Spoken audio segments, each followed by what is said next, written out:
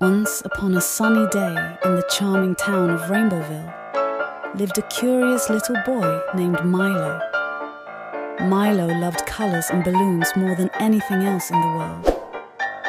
One day, while exploring the lively streets, he stumbled upon a magical balloon shop.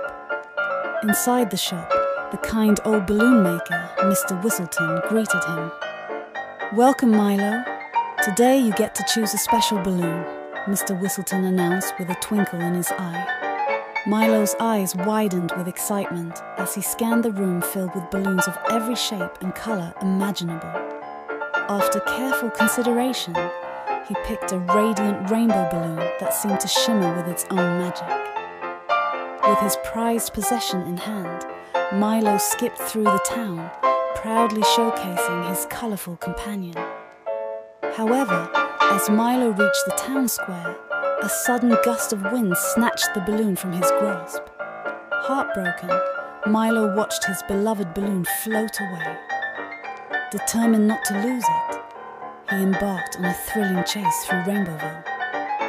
The mischievous balloon danced through the streets, over rooftops and across fields, leading Milo on an adventurous pursuit. Milo's friends, noticing his plight, joined the chase, creating a joyful procession through the town.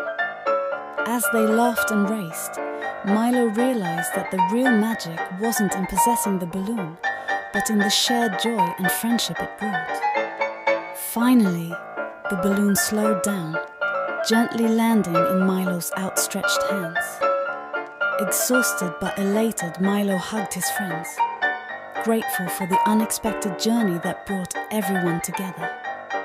From that day on, Milo's lost balloon became a symbol of the vibrant bonds of friendship in Rainbowville, reminding everyone that sometimes the most magical adventures happen when you least expect them.